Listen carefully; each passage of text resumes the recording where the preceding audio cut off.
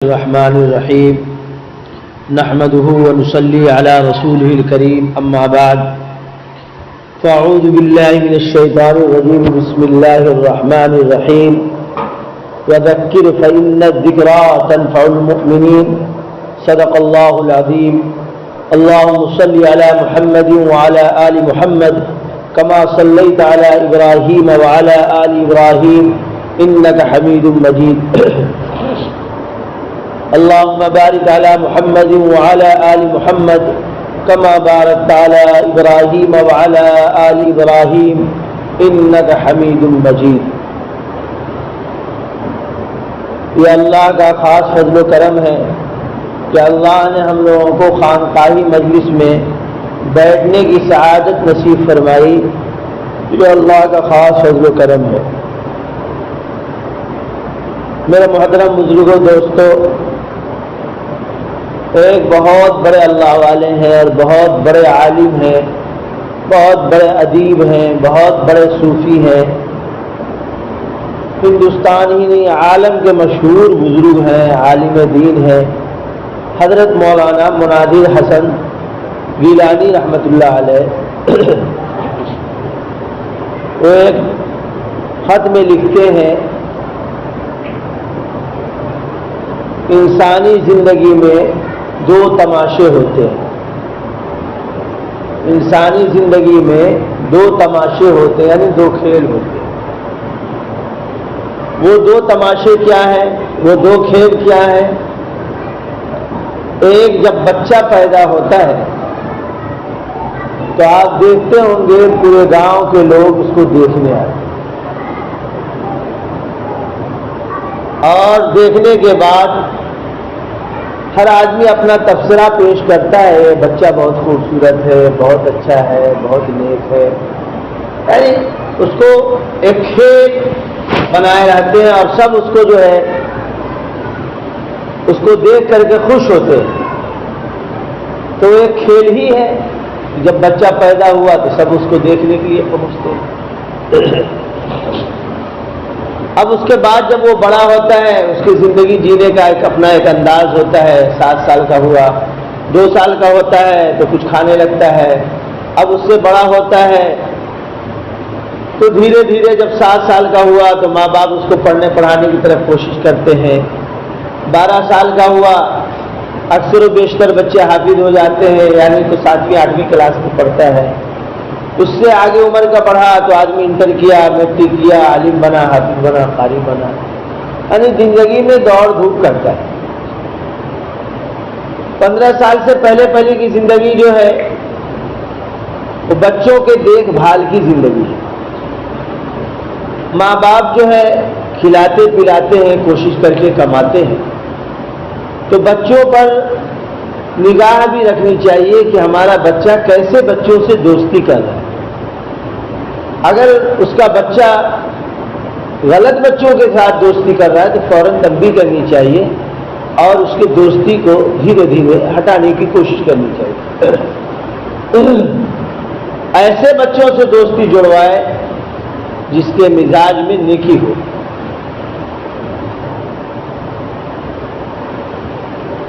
اللہ والے فرمایا کرتے ہیں جب بچہ بڑا ہو جائے تو گھر میں مہینے میں 2 مہینے میں امام صاحب ہیں، عالم صاحب ہیں، کوئی مہمان ہے، اللہ والے ان کو بلانا چاہیے اور بچوں کے ہاتھ سے ان کا دسترخوان لگوانا چاہیے، خدمت کروانی چاہیے، تاکہ اس کے مزاج میں انکساری آئے اور اس کے مزاج میں آئے کہ اللہ والوں کی خدمت کرنے سے اللہ ملتا ہے۔ کیا ملتا ہے؟ 15 سال تک آدمی، 15 سال کی جب عمر ہوتی ہے تو اس وقت بلوغیت کی عمر ہوتی ہے، بالغ ہوتا ہے، لڑکا ہو یا لڑکی ہو، کرے اس وقت خاص توجہ کی ضرورت ہوتی ہے۔ لڑکا اس وقت آپ دیکھیے گا اس کو پر جمنے لگتا ہے، ٹوٹتا ہے، پھانپتا ہے، دیکھیے گا آج ہم اسٹائل مارتا ہے۔ اب اس وقت اس کے موبائل، آج کل تو موبائل جو ہے ہر گھر میں بیماری ہو گئی ہے، جوان ہو، بوڑھا ہو، بچہ ہو، دیکھیے گا بچہ روتا ہے، ماں جو موبائل لگا کے دے دے۔ وہ پہلے ماں جو گود میں کھلاتی تھی، بہوا اللہ اللہ اللہ بولیے، اللہ اللہ بولیے، اللہ اللہ اللہ اللہ اللہ اللہ ہوتا تھا نا، بچپنے میں لوریاں دیتی تھی، پیار کرتی تھی، محبت کرتی تھی، اب جو موبائل کو ماں بنا دیا، لے بھائی۔ اب کیا ہے، بچے بھی موبائل والے ہو گئے، بڑے ہوتے تو موبائلیں میں ان کی رہن سہن گزری ہے تو موبائلوں کو ایک دوست بنا لیے۔ جب 15 سال کا بچہ ہو جائے تو اس کے موبائل کی بھی نگہبانی ہونی چاہیے، آیا وہ کیسا دوست رکھے ہوا ہے، موبائل میں کیا دیکھتا ہے، لاک رکھے ہوا ہے تو لاک کا پتہ ماں باپ کو ہونا چاہیے۔ لاک بتلاؤ، ماں باپ سے کیا پڑتا ہے بھائی، ماں باپ سے دوستی کرو، بتاؤ۔ اب جو ہے رات بھر لگا ہوا ہے، بیت الخلاء میں جا رہا ہے، آدھا گھنٹہ بیٹھ رہا ہے، کیوں بیٹھ رہا ہے بھائی؟ ماں باپ پوچھے کیا ہو رہا ہے بھائی، آدھا گھنٹہ 10 منٹ 5 منٹ میں آنا چاہیے۔ یہ حضرت مولانا پیر ذوالفقار صاحب دامت برکاتہم نے اپنی کتاب میں لکھا ہے، میں ایسے تیسے نہیں بول رہا ہوں، جو بات بھی بول رہا ہوں کتابی بول رہا ہوں۔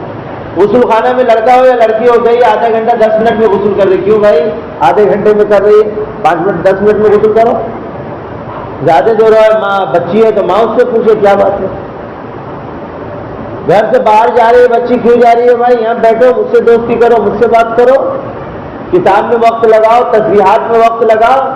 ٹھیک ہے گھر کے غریب ہیں، ہمارا ماحول اور معاشرہ جو ہے غربت کا ہے، جاؤ پردے کے ساتھ جاؤ، جو کام کرنے کا کر کے گھر میں آؤ۔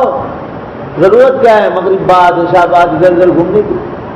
کوئی بھی ہو، بچہ ہو بچی، اس کی نگہبانی ہے۔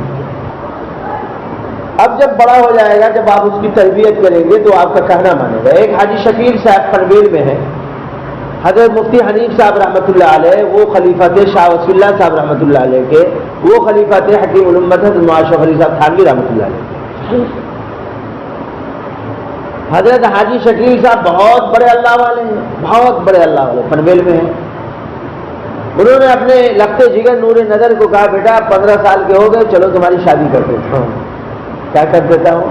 آج 15 سال کے بچوں پہ ہاں ہاں کہتا ہے نا، اور الٹا پلٹا کام شروع کر دے گا، کہتا ہاں ہاں۔ حاجی صاحب نے کہا کہ چلو میں تمہاری شادی کر دیتا ہوں، 15 سال کے ہو گئے، بالغ ہو گئے۔ کہا ابو کیوں ایسا کر رہے ہیں؟ کہ بالغ ہونے کے بعد نفس جو ہے غالب ہو جاتا ہے۔ کیا ہو جاتا ہے؟ بالغ ہوا، نفس جو ہے اس کے اوپر چڑھ جاتا ہے۔ کہا ابو ابھی میں شادی نہیں کروں گا، پڑھوں گا، مگر کہا حاجی صاحب دعوت برکاتہم نے ایک شرط کے ساتھ میں تمہارے نکاح کو روک سکتا ہوں، تم مجھ سے دوستی کرو اور وعدہ کرو اپنی زندگی میں نہ ان آنکھوں سے غلط دیکھو گے، نہ زبان سے غلط بولو گے، نہ غلط سوچو گے، اور جس دن تم کو شادی کرنے کی طبیعت ہو فوراً بے دھڑک مجھ کو فون کرو گے۔ کہا ابو میں وعدہ کرتا ہوں میں ایسے ہی کروں گا، میں ایسا ہی کروں گا۔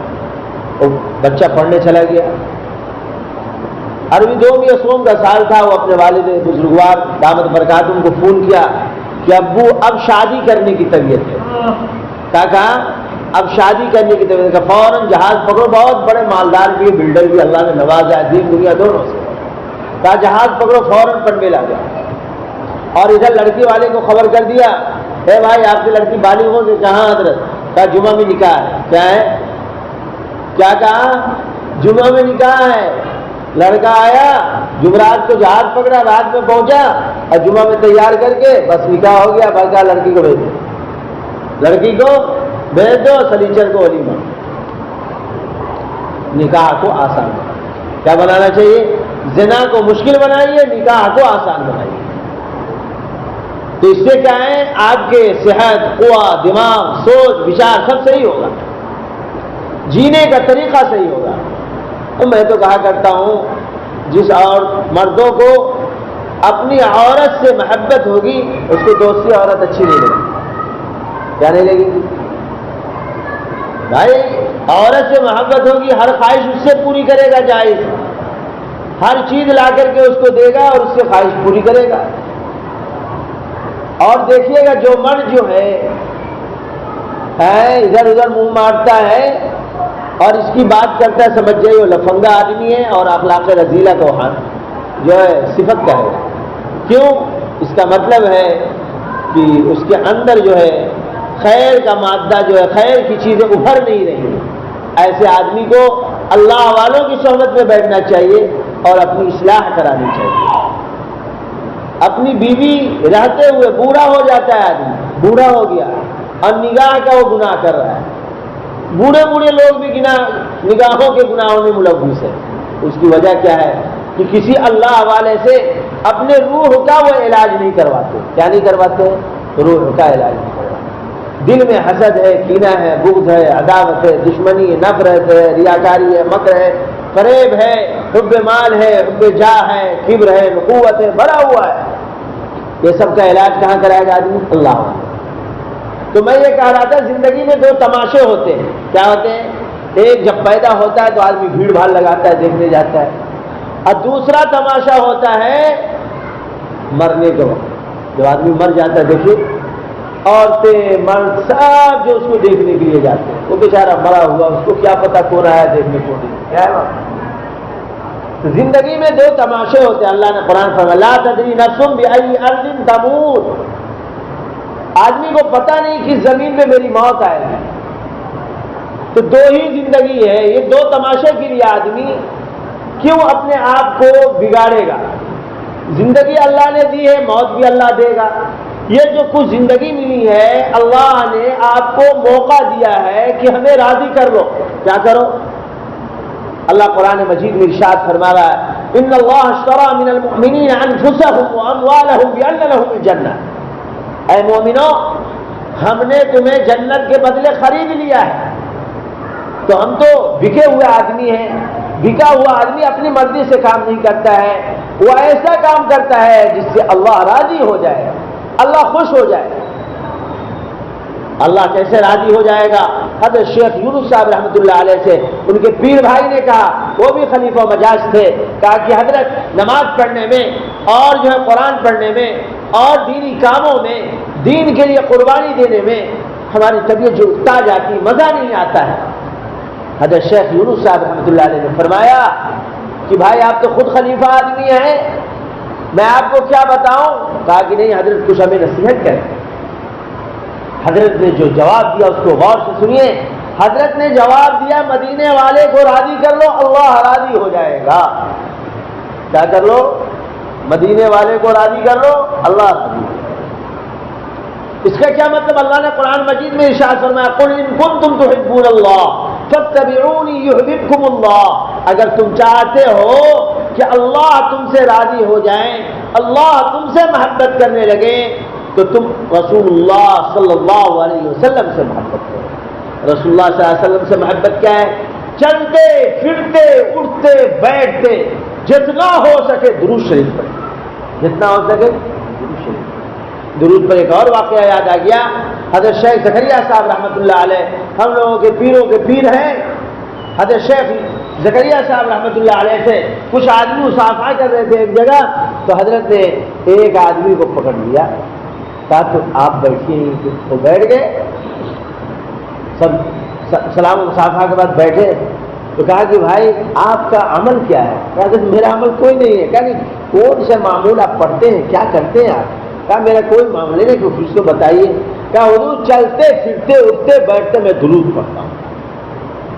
کہ یہی وجہ ہے جب آپ نے سلام کیا تو آپ کے منہ سے خوشبو آ رہی تھی اور آپ کے ہاتھ سے خوشبو آ رہی تھی، ایسی خوشبو آ رہی تھی کہ لگ رہا تھا کہ اس کو میں بیان نہیں کر سکتا۔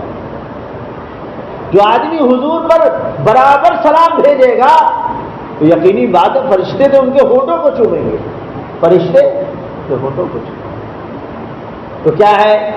کیا بتلایا کہ حضور کہ مدینے والے کو راضی کر لو اللہ آپ سے راضی ہو جائے گا۔ بس وہ گئے، چلتے پھرتے درود پڑھنے لگے، پانی پینا ہوتا تھا 3 سانس میں پیتے تھے، اور جو سونا ہوتا تھا دائیں کروٹ سوتے تھے، مسجد میں آنا ہوتا تھا دایاں پیر داخل کرتے تھے، نکلنا ہوتا تھا بایاں پیر نکالتے تھے، اور کھانا ہوتا تھا دونوں ہاتھوں کو گٹے تک دھوتے تھے، حتیٰ کہ ہر کام میں کپڑا پہننا ہوتا تھا پہلے داہنا ہاتھ ڈالتے تھے پھر بایاں ہاتھ ڈالتے تھے، نکالنا ہوتا تھا پہلے بایاں ہاتھ نکالتے تھے پھر دائیں ہاتھ نکالتے تھے، شلوار پہننا ہوتا تھا پہلے دائیں پیر میں ڈالتے تھے پھر بائیں پیر میں ڈالتے تھے، بیٹھ کر کے پہنتے تھے، نکالنا ہوتا تھا بائیں پیر سے نکالتے تھے، اور جو ہے اس کے بعد دائیں پیر، یعنی ایک ایک چیزوں کو انہوں نے سنت کے سانچے میں اپنی زندگی کو ڈالنا شروع کر دیا۔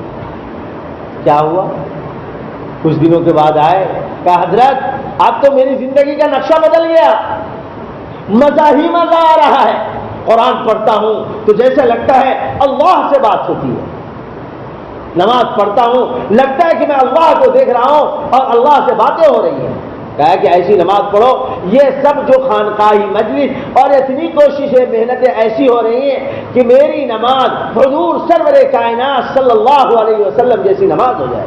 صلو کما رأیتمونی اصلی، کیا ہے کیا فرمایا آقا نے؟ صلو کما رأیتمونی اصلی، ایسی نماز پڑھو جیسا کہ حضور سرور کائنات صلی اللہ علیہ وسلم نماز پڑھو۔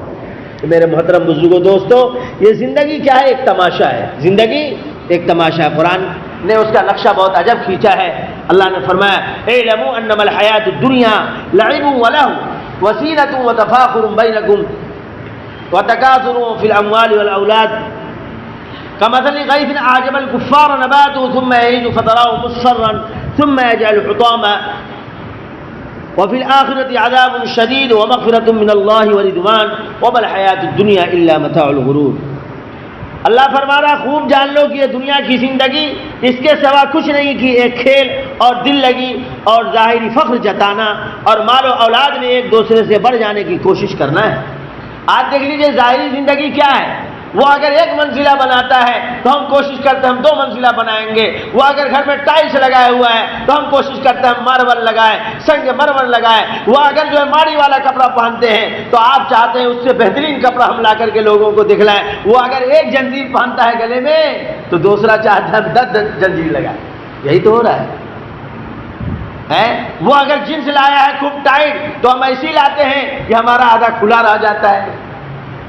یہ قرآن میں اللہ فرما رہا ہے، ابھی قرآن یہاں میں پڑھ کر کے ترجمہ کر رہا ہوں، کہہ رہے ہیں کہ یہ کھیل ہے اور دل لگی ہے اور ظاہر ٹپ ٹاپ اور تمہارا آپس میں ایک دوسرے پر فخر جتانا اور مال و اولاد میں ایک دوسرے سے بڑھ جانے کی کوشش کرنا ہے۔ یہی تو کر رہے ہیں ہم لوگ۔ اس کی مثال ایسی ہے جیسے ایک بارش ہو گئی، اس سے پیدا ہونے والی نباتات کو دیکھ کر کاشتکار خوش ہو گئے، پھر وہی کھیتی پک جاتی ہے اور تم دیکھتے ہو کہ وہ زرد ہو گئی، پھر وہ بھوس بن کر رہ جاتی ہے۔ اس کے برعکس آخرت وہ جگہ ہے جہاں سخت عذاب ہے اور اللہ کی مغفرت اور اس کی خوشنودی ہے۔ دنیا کی زندگی ایک دھوکے کی ٹٹی کے سوا کچھ نہیں۔ دنیا کی زندگی ایک دھوکے کی ٹٹی کے سوا کچھ نہیں۔ دیکھ لیجئے کسی کا پتہ نہیں ہے کون کب مرے گا کون کب جیے گا۔ کوشش یہ کرنی چاہیے ہم اللہ کو راضی کریں۔ تو میں نے کیا کہا ہے، انسانی زندگی کے 2 تماشے ہیں۔ ایک جب پیدا ہوتا ہے تو آدمی جو ہے اس کو جو ہے دیکھنے کے لیے آتے ہیں اور اس کے علاوہ دیکھ کر کے چلے جاتے ہیں۔ بیچ کی زندگی آدمی ٹپ ٹاپ میں فخر جتانے میں گزارتا ہے۔ اس زندگی کو اپنی زندگی صحیح سمت دے اور اللہ کرے، جو کام بھی کرے وہ اللہ کی رضا کے لیے کرے، دکھاوے کے لیے نہ کرے، اس نیت سے کرے۔ اگر مال اللہ دیتا ہے تو عالم علماء سے جڑ کر کے کوشش کریں ہم مال کا استعمال کیسے کریں، مال کا صحیح استعمال بھی سیکھنا پڑتا ہے۔ بعض لوگ مال تو کما کر کے لاتے ہیں اور وقت نہیں ہے، میں تو بتلاتا کیا کیا کرتے ہیں اس کو، اللہ معاف فرمائے۔ اور دوسری زندگی جب آدمی آخری وقت ہوتا ہے تو دیکھ لیجئے اس کو آدمی جو تماشا بناتے ہیں۔ تو میرے بھائی جو بیچ کی زندگی ہے اللہ کو منانے میں اپنائیں۔ اللہ تبارک و تعالی ہم سب کو کہنے سننے زیادہ عمل صالح کی توفیق سے نوازے۔ وآخر الدعوانا الحمدللہ رب العالمین، جزا اللہ عنا محمدا ما هو صلی اللہ علیہ وسلم۔